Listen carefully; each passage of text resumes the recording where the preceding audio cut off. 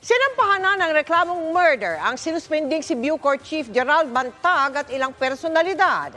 Kaugnay ng pagpasla sa veteranong broadcaster na si Percy Lapid at sa inmate na sinasabing middleman sa naturang krimen. Pero may apila pa ang pamilya Lapid kay Bantag. Posible raw kasing may isa pang mastermind sa pagpatay kay Lapid. Kaya sana raw ikanta na ito ni Bantag. At yan po ang sanib puwersang tinutukan ni Maki Pulido at John Consulta. Magkasamang sinampahan ng NBI at PNP ng reklamong murder sa pagpatay sa broadcaster na si Percy Lapid at NBP inmate na si Cristito Villamor Palanya, sinasuspendidong Bureau of Corrections Chief Gerald Bantag at Bucor Director for Safety and Operation Ricardo Zulueta at iba pang inmates pasado alas 10 kaninang umaga sa DOJ. Ayon kay Justice Secretary Boying Rimulya, si Bantag ang itinuturong pinakamataas na opisyal ng Bucor sa likod ng pagpatay kina Lapid at Villamor. The principle that we adopted here in charging the mastermind is the totality of all the facts given to us by all the witnesses and all the circumstances attendant to the killing. Mula kay Bantag, inutusan daw niya si Zulueta para kontakin ng inmate na si Denver Mayores na nasa Iwahig Penal Colony sa Palawan para humanap ng gunman na papatay kay Lapid.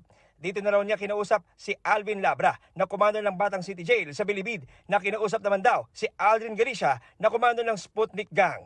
Si Galicia naman ang kumontak umano kay June Villamor na kumausap daw sa BJMP inmate na si Christopher Bacoto. Si Villamor umano ang nag-recruit sa gunman na si Joel Escorial.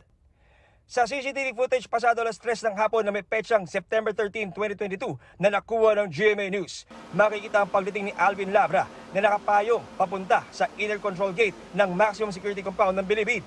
Dadaan siya sa control gate ng walang posas o bantay, dediretso sa opisina ng Commander of the Guard para makipagpulong umano kay Zulueta para raw sa utos na patayin si Percy Lapid kasama ang iba pang gang leaders.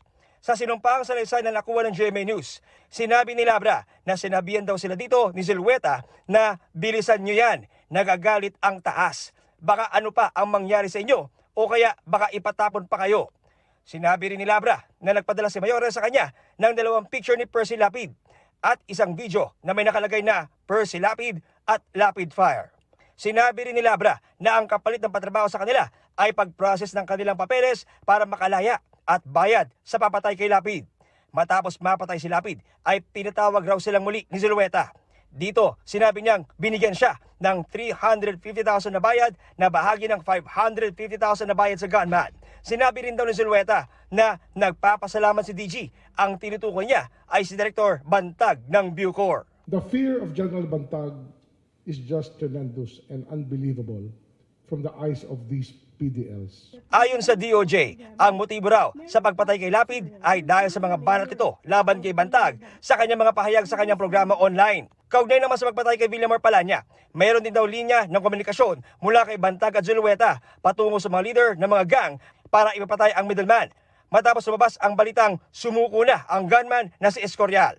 Tinawagan daw ni Zulueta si Labra at inatasan itong patayin si Villamor. One usually seeks refuge and protection from his own gang members. The fact that they killed one of their own means and indicates that there were instructions from the top and the gang simply had no choice but to execute. Ngayong kinasuhan na si Bantag at Zulueta, It's what you call a lookout order. If somebody wants to leave the country, it's a lookout order that we issue. And I think that's the way that the law is enforced in our country. nang itanong kung nasaan si Bantag at Zulueta, Si Mr. Zulueta, he has been into hiding few days ago pa po.